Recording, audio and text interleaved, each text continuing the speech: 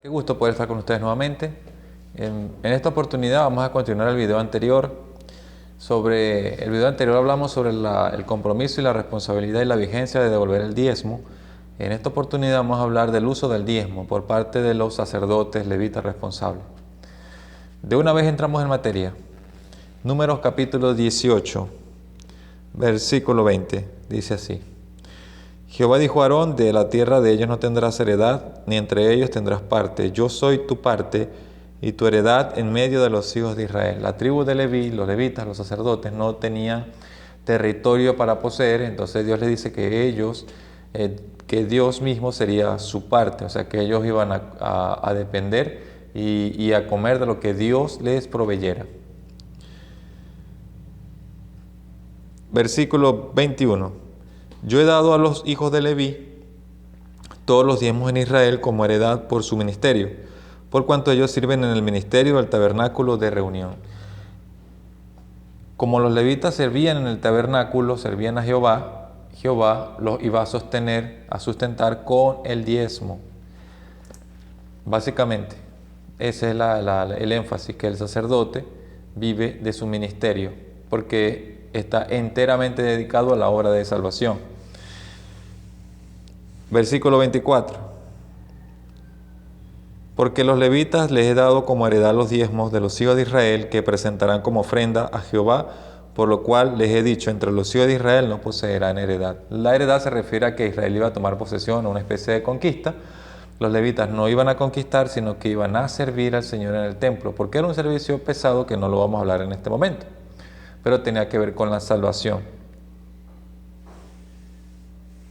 Versículo 26. Hablarás a los levitas y les dirás: cuando toméis los diezmos de los hijos de Israel, os he dado como vuestra heredad, vosotros presentaréis de ellos como ofrenda mecida a Jehová el diezmo de los diezmos. ¿Se dan cuenta? Los levitas recibían el diezmo, pero ellos también debían diezmar. O sea, los sacerdotes reciben el diezmo para su sostén.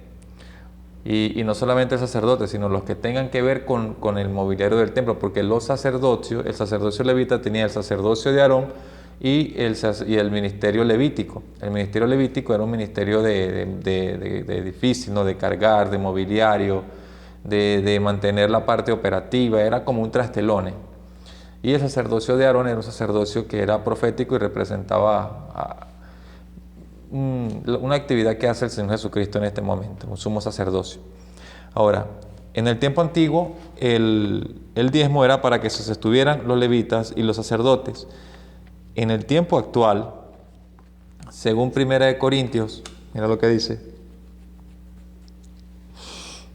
Dice la Escritura, vamos a leer, 1 Corintios capítulo 9, versículo 8, dice: digo esto solo como hombre, no dice esto también la ley. En la ley de Moisés está escrito, lo acabamos de leer: no pondrás bozal al buey que trilla. O sea, ¿se preocupa Dios por los bueyes o lo dice enteramente por nosotros? Sí, por nosotros se escribió esto, porque con esperanza debe arar el que ara, y el que trilla con esperanza debe recibir su fruto. Si nosotros sembramos entre vosotros lo espiritual, ¿será mucho pedir que cosechemos de vosotros lo material? Si otros participan de este derecho sobre vosotros, ¿cuánto más nosotros? Sin embargo, no hemos usado de este derecho, sino que lo soportamos todo por no poner ningún obstáculo al Evangelio de Cristo. ¿No sabéis que los que trabajan en las cosas sagradas comen del templo? Y que los que sirven del altar participan. Así también ordenó el Señor que los que anuncian el Evangelio, que vivan del Evangelio. Los diezmos le pertenecen a Dios y Él sostiene todo el ministerio evangélico. Ningún hombre puede decir que sostiene el Evangelio de Dios. Lo sostiene Dios a través de sus diezmos, porque le pertenecen a Él.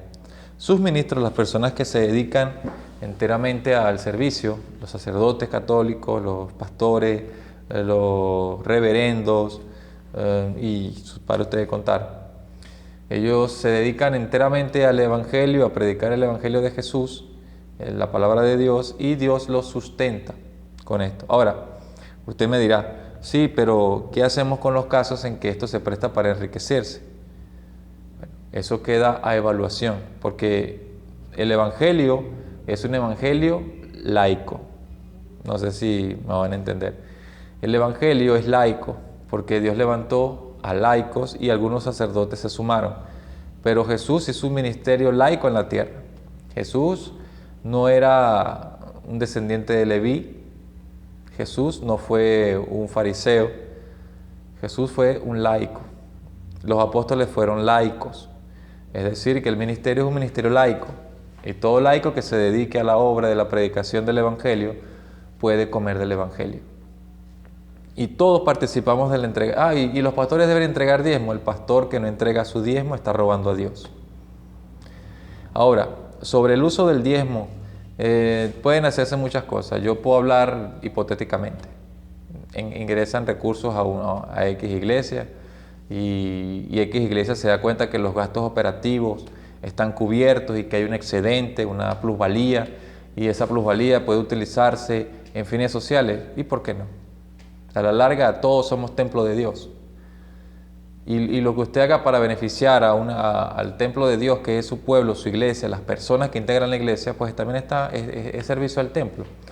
Pero se debe cubrir en la anunciación del evangelio. O sea, las radios son importantes, los libros son importantes, predicadores son importantes, estudios bíblicos son importantes, todo es importante. Las ofrendas ayudan en la parte social. Las ofrendas tienen mucha influencia en la parte social, en la parte de ayudar al prójimo, de tener el ministerio de recoger, de acumular comida y repartirla a las personas. Todo eso es lo bonito del evangelio. Todo eso son cosas importantes, cosas que Jesús dijo.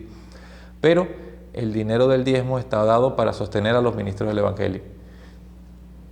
Que son buenos, que son malos, eso Dios lo juzgará. Lo que no podemos hacer nosotros es tomar como excusa que hayan personas que hayan hecho lo inapropiado para yo decir yo no voy a devolver porque este fulano o sultano hizo tal cosa. Eso no debe suceder, porque cada quien va a dar cuenta de su pecado, es decir, el hijo da cuenta de su pecado y el padre da cuenta de su pecado. O sea, mi vecino da cuenta de su pecado y yo doy cuenta del mío. O sea, el predicador, pastor, ministro da cuenta de su pecado, pero yo doy cuenta del mío. Es decir, yo debo cumplir mi parte. Decía un pastor hace mucho tiempo, cumplamos cada uno la parte que nos corresponde. Y eso sucede. O sea, cumple con tu parte y verás cómo Dios bendice tu vida grandemente.